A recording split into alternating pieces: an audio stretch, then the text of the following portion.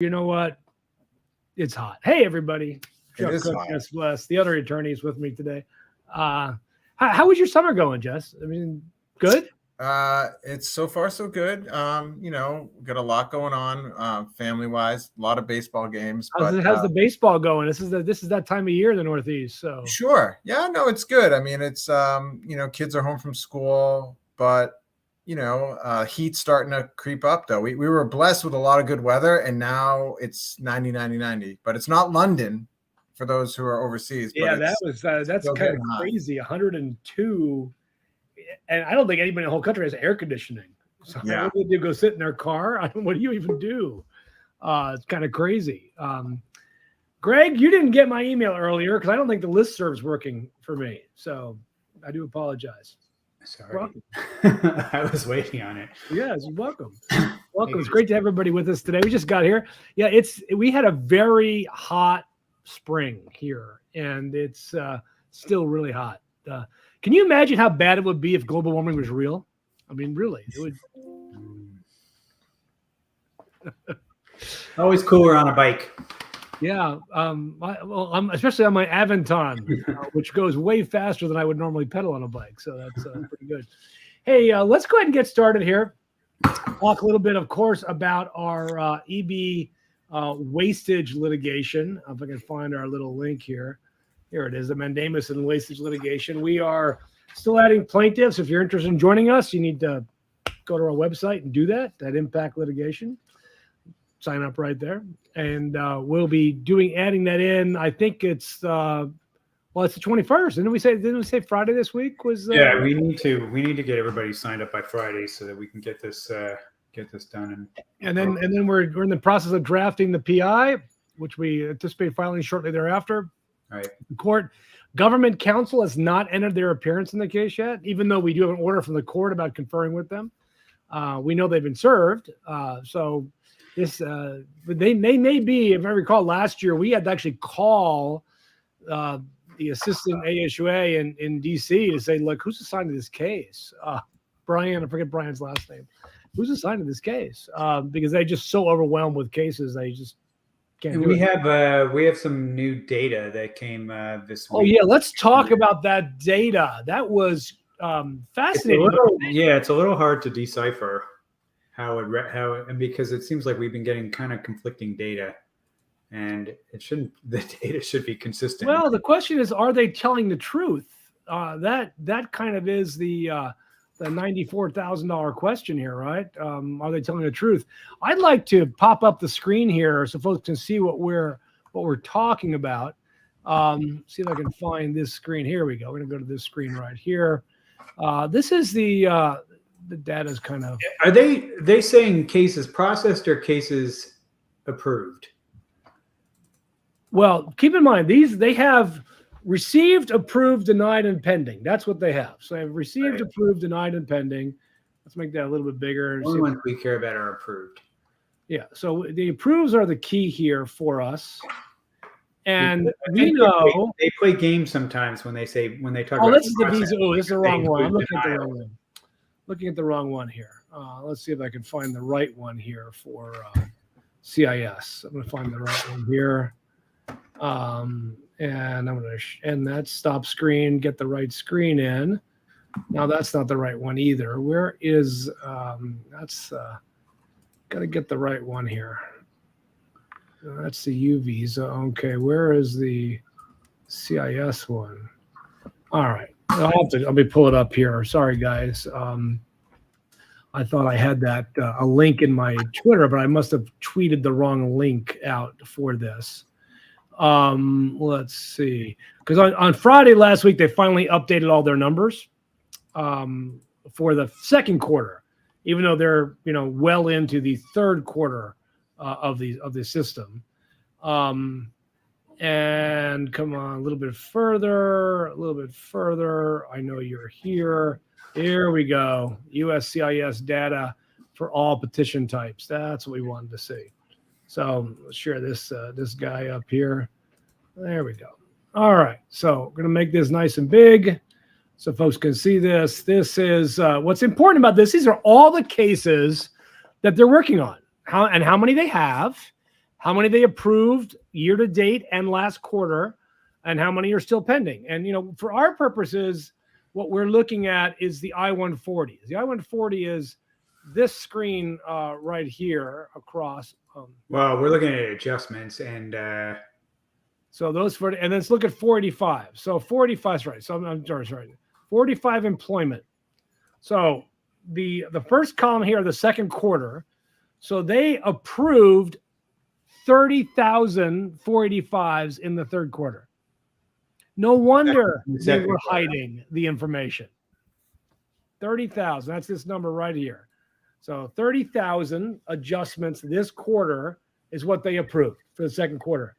They say that halfway through the fiscal year they were at 82,000. Well, yeah, exactly. Halfway through the fiscal year they were at 64. Oh, that's the approval. They were at 64,000 halfway through the fiscal year. So they wouldn't even get, if that was their pace. They had 220,000. They had 220,000 to go at the midway point of the year. Yeah. Now they right before the ALA conference, they came out because I knew we were suing them. But, hey, we've done 157 through June 10th or something like that. So they say in one quarter they approved 100,000. Yeah, well, mostly that wasn't the end of the quarter either. So clearly they have the capacity to do it. This is just emblematic of the problem at CIS is there's literally no consistency. So, but let's say they got to 160 for the year to date. That's still 120,000, 122,000 left.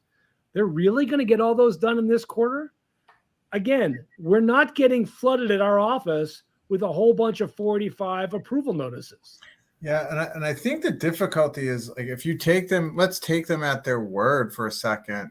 Why are there so many putative class members for us from October 2020 through December 21 who haven't been adjudicated? That's number one. And the other thing is, they're still on record and making promises publicly that they're going to get through all of them. And if that's the case, why haven't they contacted us to tell us that we are wasting our time? It doesn't make any sense. Here's an interesting thing. So they received, for the first half of the fiscal year, 83,000 I-485 cases based upon employment. So they got a little more than half of what they would use in a normal year of 140. They've approved year to date. They'd approved 64, but they were still left with 250,000. Now, for the rest of the fiscal year, they had 250,000 cases. They still had 220,000 unused numbers for the year. So they were basically going to they were going to clear out that backlog, absent what they've received this last quarter. They haven't moved the dates very much.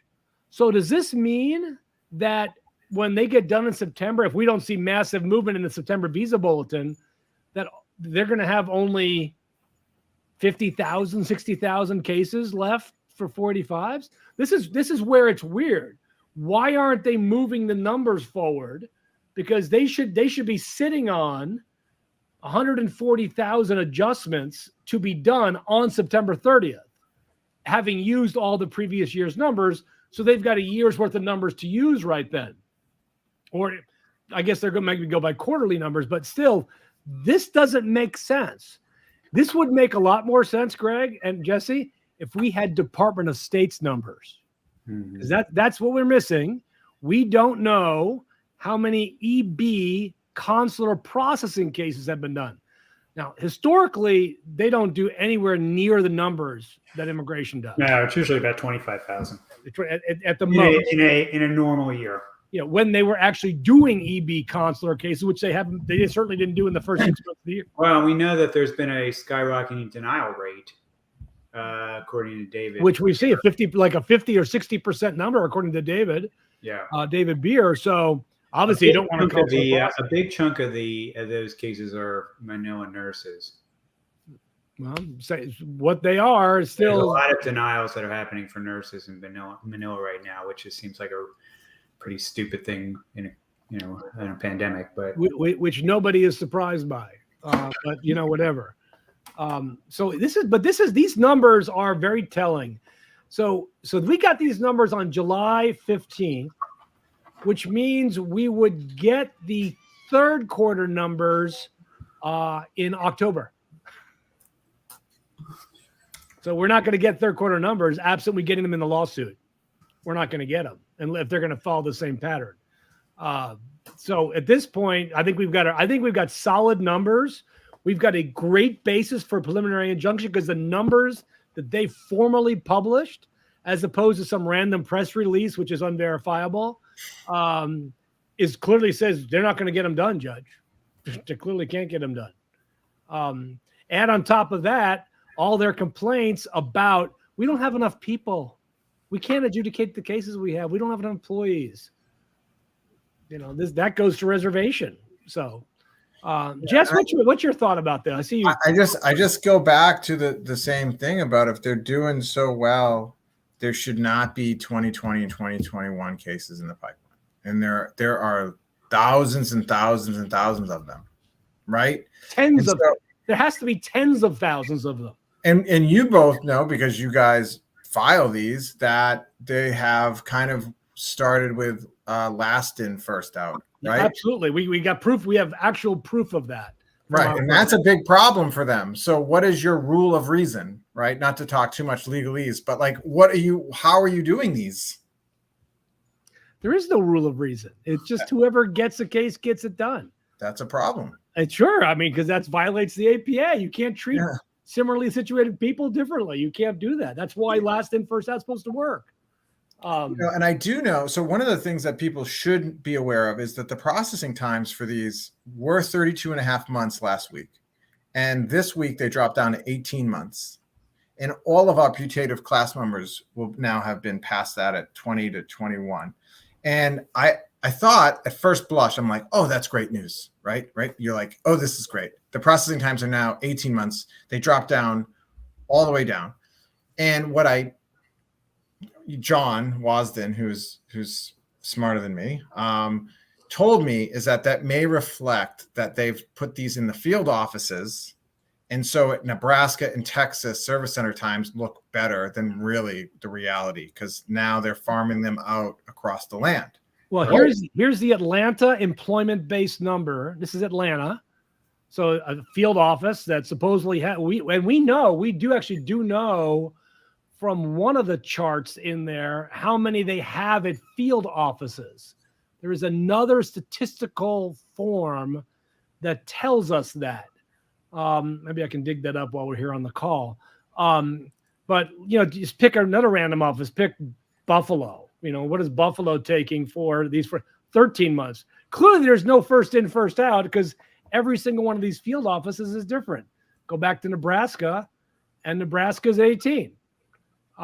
Look at Texas. Texas is at 18. So why, what's crazy though is, by the way, aside, on a family-based adjustment in Atlanta, 2 years.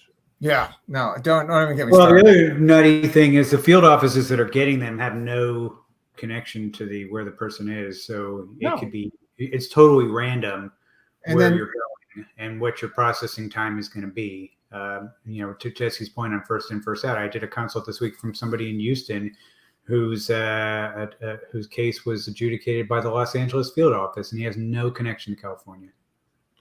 Right. And I think the other point that, we've recognized before, but it's worth noting again, is we have, bifurcation of adjustments for principals and derivatives. The principal's getting adjudicated and the wife or spouse is sitting there, or the child, and saying, what about me? And USCIS is non-responsive.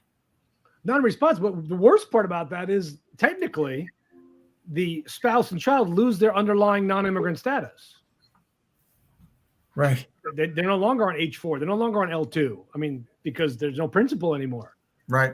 Yeah. That's a great point. Now you're entirely dependent on getting an EAD to take CE or advanced. I had that this week, and it's even worse than that. Some of these offices are really sloppy, and there's a lot of people who are pretty inexperienced that are being the ones that are doing the adjudication. And I had somebody who was adjudicated about 9 days early before a visa number was available. And the the family members have lost the non-immigrant status. He's lost his H status, and trying to undo that whole thing and get it straightened out is a nightmare. And that all has to do with basically the crazy way that they're going about this. Instead of just reserving the numbers and doing these by in a normal, orderly fashion by people who actually understand how to adjudicate these cases, they've sent them all over the place to people who have no idea what they're doing. And this is my last rant on this, but this is where, if you took Orr at her word and you wanted to talk about it, I mean, you guys have great ideas about how we could wrap our arms around this problem before the fiscal year ends, right? And that's part of the what we're trying here. It's not just we're litigating to start a fight or just to prove things. It's actually to help those in need who've been waiting for 2 years, who see the evidence, and then they try to contact the agency and they can't even get help, right? So if anyone's listening out there from USCIS, I mean, it's like, let's just sit down and talk about it. Call me. Just pick up Seriously. the phone. And we're nice people for the most part, other than me. Everybody else is a nice guy. They'll love to talk. Aaron's just smiling. Hey, Aaron, how are you? Good to see you. Sorry, guys, I had some technical difficulties. No, we had IMMPact listserv difficulties too. Right. So I've been listening to your brilliant thoughts. So I've been watching and listening, and I just got down from the mountains from a family reunion, so I'm kind of getting back into the swing. So you're living large at this point. That is awesome. Yeah. But it's this is just fascinating. Going to Greg's point, somebody gets adjusted 9 days early. Do you know when that comes up? When they apply for citizenship, and they take their green card away. That Trump did this I have cases like this in removal proceedings. I told the guy a bunch of different things to try, and first thing he did was with my Emma, and the person on the other end says, "You got your green card, you're good. We stand behind it." On there, and the guy says, "Will you put that in writing for me?" And they said, "We have to elevate this I have to elevate this to a supervisor." I have to elevate this. Yeah, I bet you do, because nobody's going to stand behind that. No, you have to readjust them. You go back and fix the date on the card. It's very frustrating for people, because it's, this is your one time to get it right? If you're the foreign national, it's your one time to get it right. Now, some people say, well, AILAs should do more. Who do you think AILA is? First of all, AILA didn't even have a meeting with the USCIS for 4 years in the Trump administration. There was no meetings. And even today, there's really no meetings. Back in the day, I was actually chair of I think others have here too. I was chair of the USCIS liaison committee. We had quarterly meetings every 3 months. We were sitting in their headquarters, going over things that they could do better and that we could do better. Boom. That all ended under Obama. Obama ended that, by the way. And it's never been the same. It's just been downhill ever since. So AILA has no magical power to pass legislation or to change policy at CIS. That's why the courts are so important, as Jesse pointed out. You won't sit down and talk to us? You won't listen to nice letters from congresswomen and senators? Tell it to the judge.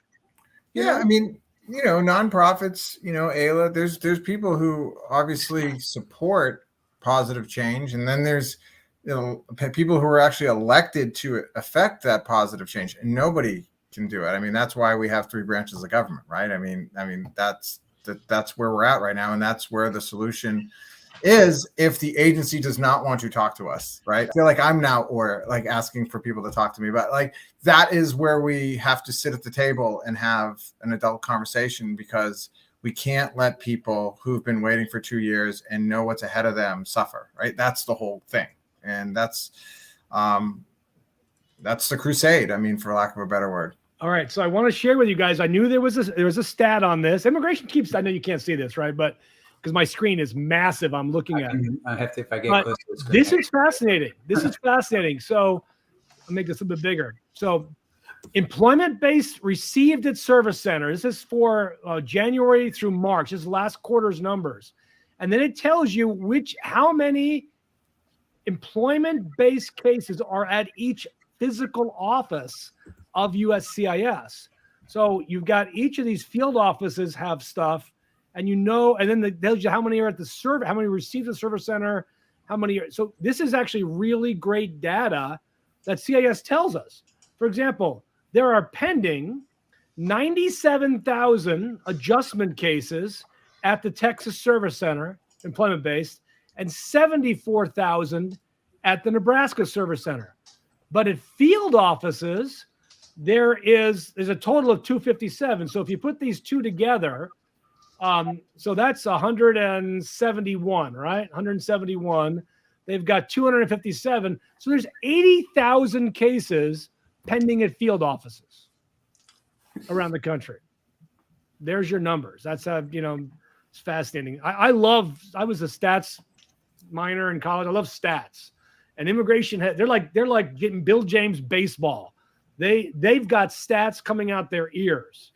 What they don't do is they don't know how to use them. I mean, they're not effectively using these statistics. I mean, this is at least visually outside the service, they're not using it. So fascinating stuff. That's what we're talking about. So we're getting ready. The PI is being prepared. Aaron, what's your idea about when we might file this PI? End of the month at the latest? I don't know if you guys noticed. Today's July 19th. What the heck? How is it possible? I know. You said July 4th, like 2 days ago. Yeah, I think that sounds like a realistic timeline. So we'll be updated. We'll be filing the amended complaint. We'll be done adding plaintiffs on Friday evening. Get it in on Monday. We'll learn next week. Get it filed. End of the month. Get the PI filed. We are also going to do a call to our plaintiffs. We're going to set up a call for our plaintiffs. We're going to coordinate after our call here to do that. My guess it'll probably be on a Wednesday is my guess.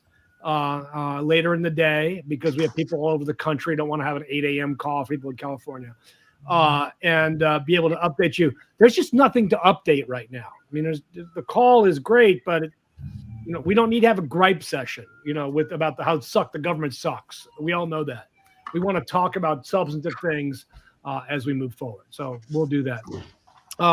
Just briefly on the EB-5 litigation, we didn't invite Matt back one of these days. On each of the cases have been served. I know on our current EB-5 526 case, which I'm working on, we are pending a decision from the court in that case, and we're moving forward. People are getting approved. So the CPs are getting done. The consular processing cases are getting done. The 526s are being adjudicated for our plaintiffs, but the 485s, my stuff, is not being adjudicated. None of our plaintiffs have been adjudicated yet. So we're continuing that fight with the government on that issue.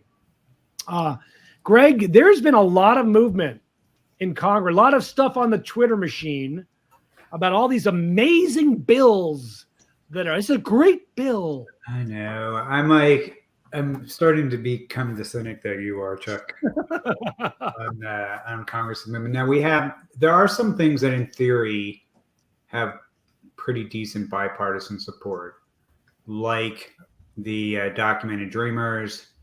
There's a lot of Republicans who are sympathetic on that, particularly John Cornyn, who is pretty powerful on immigration issues for Republicans. He said he wanted to deal with that issue. You can't trust John Cornyn. All right. You cannot trust. But the point on it is there's some momentum with that particular bill, and we will see. It's a small thing that in the big scheme of things, but it means a lot to the people that are impacted. I think it's a great bill. It should pass. So we'll see if they can get that one to the finish line. I feel better about that issue than a lot of others because it's changing the CSPA. It's not increasing numbers and all this other stuff. So we'll see if they can get that done. Greg, before you go on, just on that bill, a lot of folks have focused on the young Indians that have been here, they're these documented dreamers, but that bill is way more than that. There are probably far more people of Latino heritage, Mexicans, that will benefit from that bill than there will be Indian nationals. Yeah, because it also covers family-based applications. It's every immigrant visa category. Yeah, it's a good bill. So we'll see if it's huge. It's a huge bill. We'll see where that goes. It's looking like the America Competes Act is failing, not on the immigration stuff, but that bill is in general falling apart, and they're probably just going to do some very minor things to in that are that's a real disappointment, because there's a ton of stuff in that bill that had nothing to do with immigration that was really important to get done. And they're not going to get that done. And then you have the defense authorization bill, which has some potential to have some STEM provisions. And lo and behold, the CBO is the problem on that one, because they think that it doesn't actually. They had some crazy. David Beer was digging into it, and I verified this with a House staff member friend of mine on there, and the reason why the CBO takes the position that they can't do those STEM provisions, which would be, basically they pulled the STEM provisions from the Build Back Better bill and put them in there, which were great, is they say that these people are going to get green cards, and then they're going to sponsor their parents when they become citizens, and that's going to have a budget. That's going to have a impact tax-wise that. And I didn't really understand it, but it has something to do with parents eventually getting sponsored by these STEM workers. Is the crazy reason why they think. And it was like, can we just fire this person already? She's already. I mean, this was granted the Build Back Better bill didn't go on its own. Fell apart on its own, but. This is the same person that wanted to kill the immigration provisions in that bill. They're working to kill the immigration provisions in this other bill. And this is somebody who Chuck Schumer could fire tomorrow if he wanted to on there. And it's not like there's not precedent for firing the person in that office. I think that McConnell did it at one point with He absolutely did. With somebody that he didn't like years ago. And I think it's time to basically exercise some authority there. But that's so right now there's not a lot of good news to report. Greg, that's because everything dies in the Senate is basically what happens. If the House is wonderful in the Senate, the Senate can't. Let's be clear. It's not the Senate. It's the GOP minority. That's the problem here. Even Manchin would vote for this stuff. Yep. Building that into the cost estimate is so attenuated. That is astounding that they would do that. Well, it's the kind of math that you get from CIS and FAIR and Numbers USA. Like the crazy, let's project out 1 million years and somebody's great grandchild's going to be here using welfare. Right. So, but it's pretty clear. Of course, you don't project in the economic benefit. The defense of the country. I mean, certainly the science, the stuff that encourages more people in sciences and technology. And if you want to be alarmed, go to the U.S. Chamber of Commerce's website where they point out that we are at our lowest level of legal immigration in decades. This is a massive economic authorization bill. So you would think that anything that would be fair game that has a direct impact on the defense of the U.S. and scientists would be front and center for that. So there you go. All right, Chuck, that's that. All right, you feel better now. All right, K1 Manila. I think we were down to. Wait. Can we go back to legislative updates? We can go back to legislative updates. There is one thing that and we talked about it a little bit last week, but I've done some follow up on it. But the Ukrainian, and Jesse and I have been doing a little planning on this. I did. So there was one immigration bill that actually did pass this year, aside from the EB5 stuff that we've talked about, and that had to do with the Ukrainians and the supplement, and that was also in a budget bill. Somehow that was okay to deal with it. And the Ukrainians in that supplemental bill to put immigration provisions in that one, but it's not okay to put them in other spending bills. But in that one, it said that Ukrainians that were coming over in parole status have to be treated the same way as refugees. And that should mean that they would be entitled to work authorization the day they step off the airplane, and shouldn't have to depend on an employment authorization document. I did a kind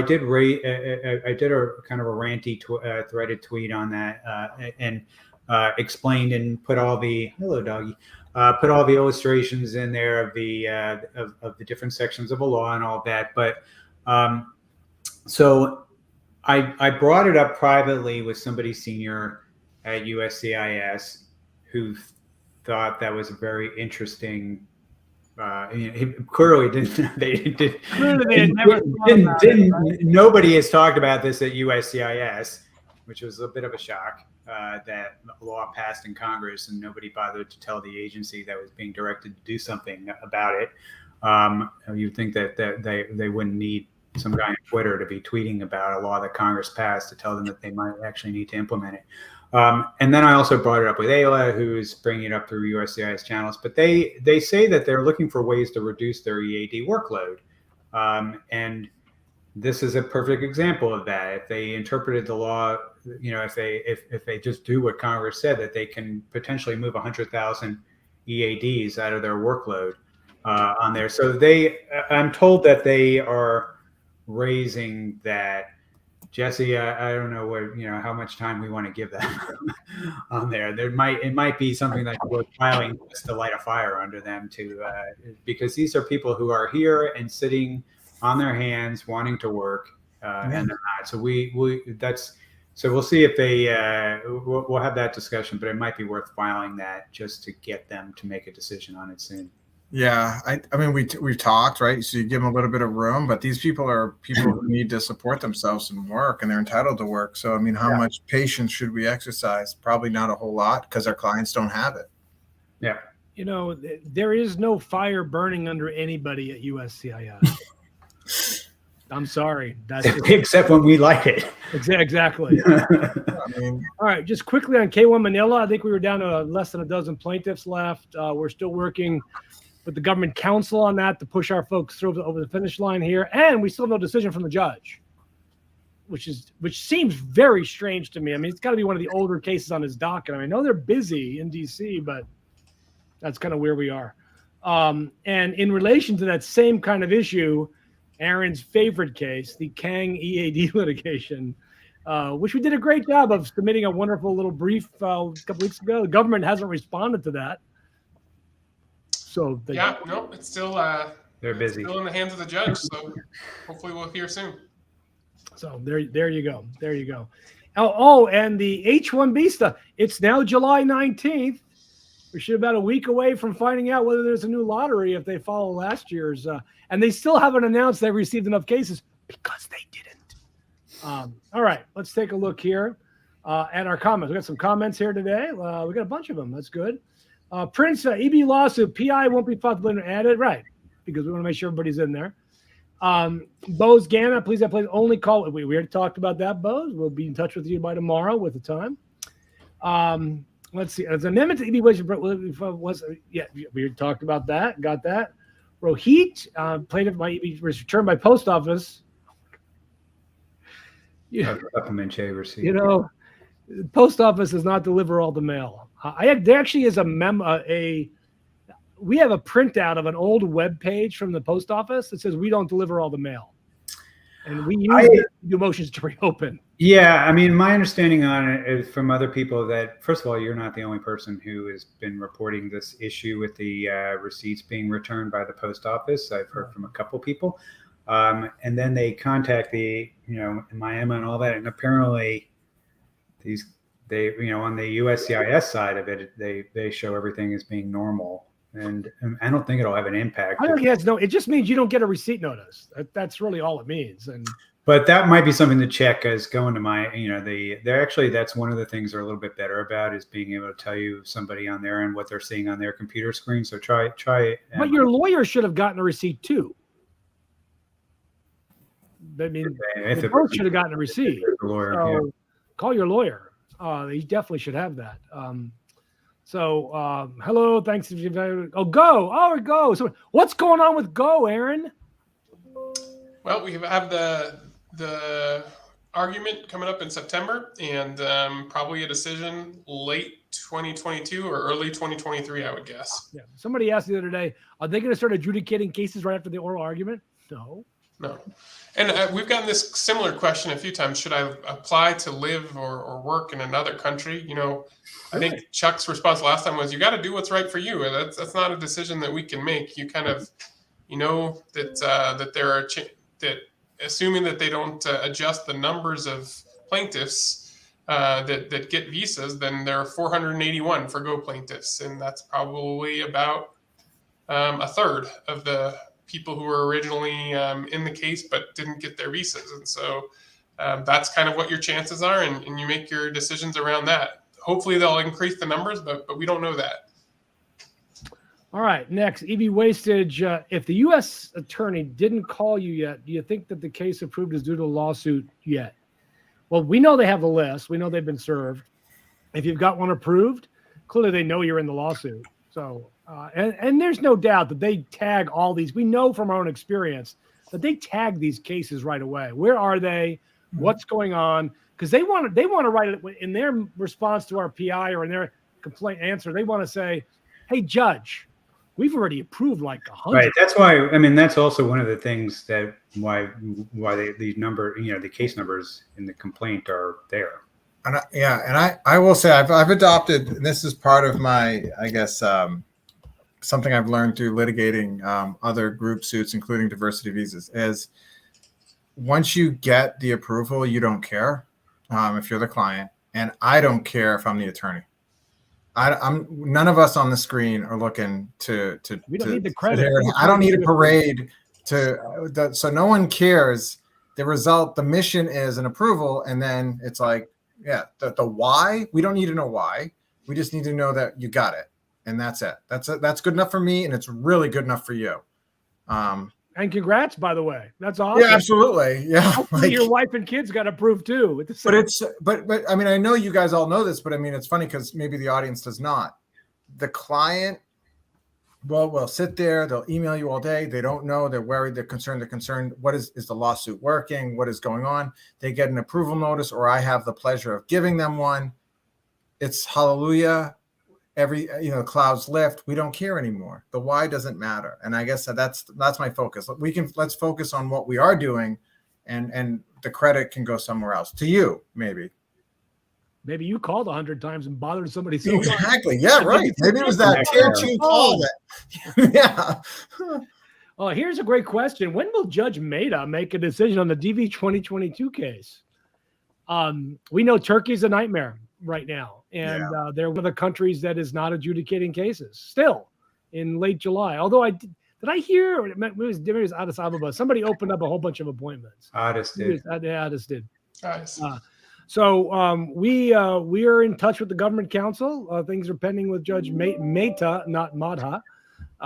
And I suspect, just like last year, the thing about Judge Maida is he has in his back pocket what he would do in a case like this. He doesn't have to think about this anymore. Now it's like, I'll just reserve. I'll have a hearing on September 29th and just say, who's done approved? I'll reserve the visas. So I think I'm not as concerned about this case as maybe some others that are taking. It seems like, the data we've gotten from the State Department so far is looking pretty good on DV 2022. So hopefully some of these slower consulates are going to get their act together. But in general, I would expect that we're going to see much better results at the end of the fiscal year than we did last year. I think that the total number of worldwide issuances is going to look better than what we've seen in the 2 most recent years, for sure. It probably maybe even already is. I think the difficulty is this. There's a lot of people who are languishing in AP. And it's like everybody in Montreal, by the way. So that's an issue big time. So there's plenty of people who are going to be stuck, maybe to die on the vine in administrative processing. And then you have, and I was just doing this today because our dispositive motions are due August 3rd in our cases that are in Kentucky, which is you go through any of the region, go through Africa regions, and you'll have like Morocco who've done gangbusters, and then you'll have Addis that has issued like under 100, but they had 3,000 selected, right? And you have Ghana that has maybe similar numbers. And so you have this absolute deprioritization of at consulate level. So that's what's different this year. It's not a state telling them, it's state saying, do whatever you want. And is that okay? Is that a good rule? No, it's a terrible rule, Jeff. Yeah. It's a terrible rule. I was being rhetorical, but yes. No, yeah, I understand. Yeah. It's harmful because again, we do these group cases, right? And we had people in our suit. I'm just talking about our cases in Husu, in Preston. So they did a tremendous thing for all those that were stuck in Sydney. They let them go to Suva, and now we only have one plaintiff left in that case. And then other cases where consulates did the right thing, those countries, and you see countries kind of fall off, and then are the most sympathetic people are there, and they say, well, why not us? And I don't have that answer for that. I mean, that's why we're fighting still. All right, Jack Sparrow. So you have heard of me. Betsy has to tie interfiles so that it knows they need to process maybe through. And he continues, I just feel the green cards being handed over are for direct, while the rest are going to be in limbo. I have no evidence of that whatsoever. I mean, to me, the whole process seems completely random. And honestly, I don't think USCIS is smart enough to do what you think they may be doing. I just don't think they're that organized. Team Gab, USCIS is setting cycle time goals by end of fiscal year of 6 months for most. Yeah, well, they have a cycle time goal of 6 months for decades. It's nothing new. Yeah. Nothing. They're sitting on. But by the way, you go back to that chart. They're sitting on 1.6 million I-130s. I-130s. There's I-130s unadjudicated from the aughts, the 2000 aughts that they have not adjudicated yet. So, I mean, cycle times are irrelevant with these people. I just don't. Prince Vlogs, EB Lost, you know why he's just tweeting every day? Yeah, because we sued them. They're trying to put a public message out there. We're working on your case. Don't sue us. Yeah, I think they're also, the other thing is they know, I mean, at least everyone I've spoken to, they're probably Emma is, she's certainly earning overtime at this point. So have all those other officers. I mean, and that's why, like, in congressional offices, there was an article out the other day about how congressional offices are overwhelmed. Everybody is overwhelmed with, I guess, people calling the agency on their commitment to process all the visas this year. I mean, that was a big promise, and they need to deliver. We'll see. Yeah, we'll see that happening. I mean, it's kind of like, it's kind of like this. It's honestly, if you wanted to explain it like a 5-year-old, right? If you make a promise, you need to live by it, right? And that no one asked you to promise that. You promised it. So deliver it. Right? It's pretty, I don't know. It's just, it felt good to make the promise. But yeah. The promise was made out of massive guilt, by the way. It was made from last year. They know they screwed up. They know they intentionally screwed up. They get that. Yep. But do you think they'll do anything to fix that? Well, we'll see. We'll see. Jack Sparrow's idea is to shut down Nebraska and transfer all frozen cases to field offices. I think they're trying that. They're sending a lot out. Said they sent it. We know there's, as of the end of the second quarter, they had 80,000 at field offices. So we'll see. Field, by the way, field, you can look up on your own any specific case. I mean, any specific type of case and an office. Just go to uscis.gov and check it out there. Can I ask Aaron a question? Yeah. Aaron, what was your initial reaction? And I don't know if you didn't see this, now you will. That the processing times in Texas and Nebraska fell from 32 and a half to 18 months. What did you thought? Because my first reaction was, oh my goodness, they're actually doing something. But then I was talked off celebrating by my partner. I think mine was the same. I actually heard this is what John was saying. I thought, you know what, something's changed, and it's that they just dumped all these piles of cases on the field offices. All right. Except that's for all the people that filed in this fiscal year. They are not getting green cards. If that's the act, even at 18 months. Well, think of it. Exactly. That's the thing. That's definite. Yeah. They have 80,000 cases in Nebraska. They've got X number of officers. The officers can do Y number of cases a day. Do the math. How else? I don't know how they're coming up with the processing times, which appear to be pulled out of whole cloth. But Jesse, to make that work, to make those processing times go down, at least by the way they say they calculate them, they have to have sent the most aged cases to the field offices, and then they're doing the more of a last in, first out at the big service centers. Right. That will adjust those stats. Well, and the thing with these sending to the field, they put them in a big box. They call FedEx, not priority overnight, by the way.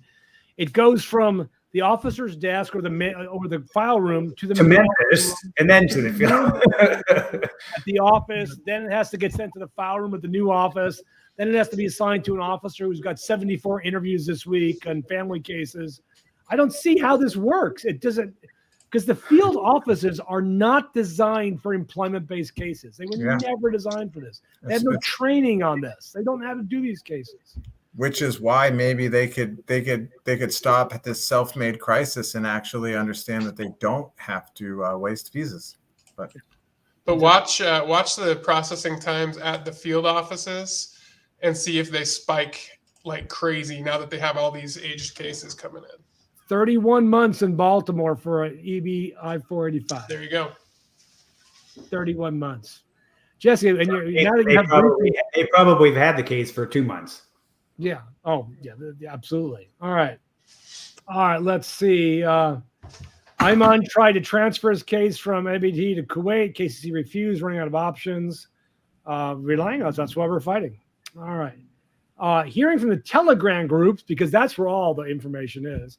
You just get to think the EB3s who are retrogressed but are current after on EB3. Really, how many USCIS employees are commenting in the Telegram group? This is just complete supposition based upon theory. It's hysterical. I mean, it's unfortunate because people will grab on anything. You're looking for an answer. You're looking for an answer to a question that immigration hasn't even thought about asking yet. Yeah. I mean, there is not an answer there. Seriously. All right. Let's see. How many plaintiffs have got approved so far from our lawsuit? I don't know the number. I know at least 2 that I'm aware of. Maybe more. Well, back on that question though about the Telegram group. I mean, they're not entirely off as far as confusion at USCIS on issues about interfiling and what's current and what's not current on there. I think that there is something to that there's a, that a lot of that, especially at these field offices, which are being, are going to have to make these determinations on priority, on dates and which categories and all that. And that I am concerned actually about how all that's going to be adjudicated at the field offices on questions like that, and whether they are going to miss people that should have been adjudicated because they don't understand how interfiling works. Well, the good news for our plaintiffs, at least, is we've identified what category they're current in. Right. And for at least for our plaintiffs, they shouldn't be making a mistake about that. Now, the greater class, I think you're right. They're gonna screw this up. And they're gonna get some junior agent at the local field office who's on my first day on the job. Here's a complicated I-140 transfer with a downgrade and a later upgrade back to a downgrade. Would you please figure this out? They're like, what? How do I do this case? No, I am concerned about that. So I don't think I wouldn't just sort of shake it off saying just Telegram. I mean, I think that they're raising that. It's a legitimate issue. I don't think there's a conspiracy or anything like that. I just think it's just the utter confusion at the agency on how they adjudicate these cases. One of the biggest mistakes they made was having this whole downgrade process structured the way it was. It's just it wasn't thought out in the context of what they were doing. It probably, the downgrades were all filed earlier in the year when they weren't adjudicating 485s. Maybe that's why they weren't adjudicating 485s. They're all sitting there looking at supplement J's, trying to put data into the database. The amended petition is just adding plaintiffs. We're not adding any claims to that. We'll be fixing also some minor typos issues and things like that. Not sure. I love this question. Not sure why it doesn't have research to sort applications by receipt date and prioritize the old application first. That's exactly what they would tell you they're doing. Yeah, they are doing. I'll tell the judge that as a reason why they shouldn't actually have to abide by that they shouldn't be sued for mandamus. It just puts people ahead in the line as if they actually do have a line, which they don't. Which they don't. Okay. We have not engaged government counsel because we don't know who government counsel is. So we're going to have to wait for them to identify themselves for us. Srinadapa puts out, we only got a couple minutes left, but he points out CIS keeps saying, hey, you need to file. We have this issue out there of the EB2s and who can use EB2s. And that's in our lawsuit. And we will, of course, bring it up with government counsel that their interpretation is bizarro. But yeah, they keep saying we don't have enough visas, enough cases to use EB2s. Now that's one thing in the stats. All designed to make they're all planting the seeds for their excuses when they don't use the numbers at the end of the year, and that's right up there when they say that so that they can blame applicants instead of having to accept the blame.